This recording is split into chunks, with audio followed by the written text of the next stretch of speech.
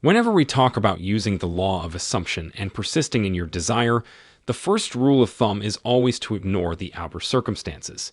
The 3D. This is because your 3D is a reflection of your past assumptions. As Abraham Hicks rightly says, your current reality is old news. It really is the evidence of your past vibration and attention.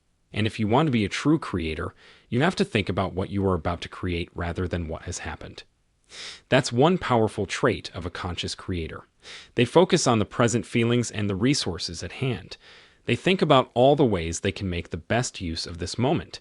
And for sure they are aware that worrying about what they have created through their old emotional states is not going to help them in any way. In fact, it's an unfortunate waste of their mental faculties and powers.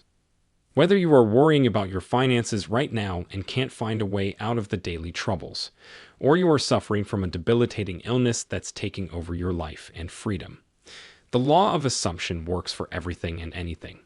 You just need to have a strong urge to change your current reality, and it will change. Remember, your desire is the beginning of your creative process. The stronger and more powerful this desire will be, the faster you are going to see its effects on your life. First, that's a conversation I often have with myself. And now this is a conversation I want you to have with yourself too.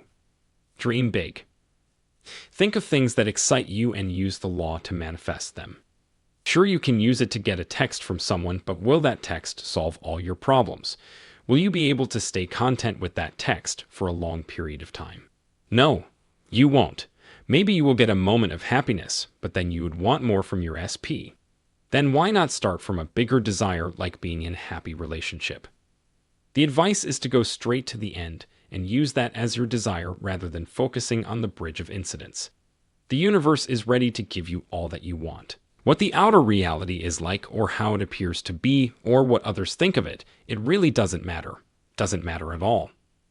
The state you have assumed through a careful combination of your ideas, thoughts, beliefs, and feelings is your reality. I want you to think that it is the only reality there is, and it is the only reality that matters. Take your desire and imagine a vivid scene in your mind. This scene must be able to evoke emotions of having your desire. This scene should show you how your life would look like when you would have attracted your desire. The deeper you go into the scene, the stronger your assumption will become. Then visualize this scene in your mind at every chance you get. Sitting idle on a subway, then why not close your eyes for 2 minutes and rehearse the scene? Just got done with your meditation session. You have to become obsessed with repeating the scene at every chance you get for at least a few days. It might sound like forcing things, but trust me, you have to push yourself for the first week or so. Because if you won't, your subconscious mind won't get a clear idea of what you want, and it won't start working on your desire. You really have to immerse yourself in your desire and try to color your subconscious with the blueprint of what you want. If you are trying to manifest wealth, just accept the idea that you are wealthy now.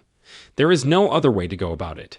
You have to stop checking your outer reality for a while because it will give you all the proof that you are still poor, or at least not where you want to be financial. So, cut off from outer reality for a while. The only truth is your feelings and your state of consciousness. Neville says, to be conscious of being poor while praying for riches is to be rewarded with that which you are conscious of being, namely, poverty. Prayers to be successful must be claimed and appropriated. Assume the positive consciousness of the thing desired. So divorce the outer reality. Don't let it affect you in any way. Focus on your inner state of consciousness. Focus on visualizing your future as many times as you can in your waking hours. The current reality is just information from the past vibrational state. Now, if you let that information affect you, is your choice. Stop trying to analyze or try to give meaning to that reality. It plays no part in what you are trying to manifest. None whatsoever.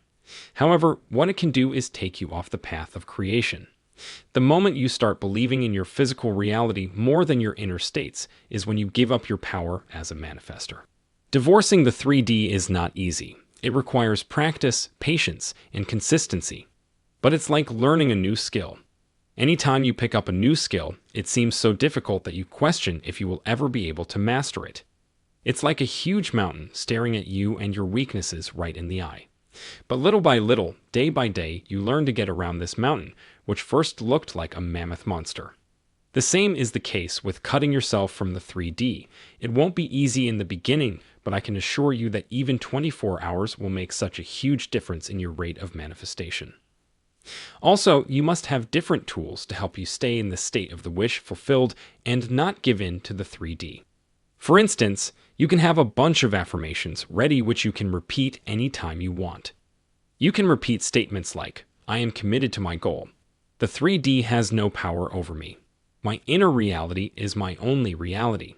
I am so close to manifesting everything I want. I am going to persist in my assumption until I get what I want. The law of assumption always works for me. Whenever I ask for something, it is given to me without delay. I am a conscious creator of my life circumstances. Then you must have a grounding practice that would help you get into the present moment. Take any mindfulness activity and stick to it for a few weeks. It will surely make a huge impact on how much you can control your thoughts and feelings. As you will become more mindful, you will be able to keep yourself from checking the 3D every 2 minutes. Checking for evidence continuously and from a state of fear is what stalls the whole process. So instead, focus on feeling good all the time. Think of things you can be grateful for and things you can enjoy. As your vibration will rise, getting into a state of the wish fulfilled will become easier.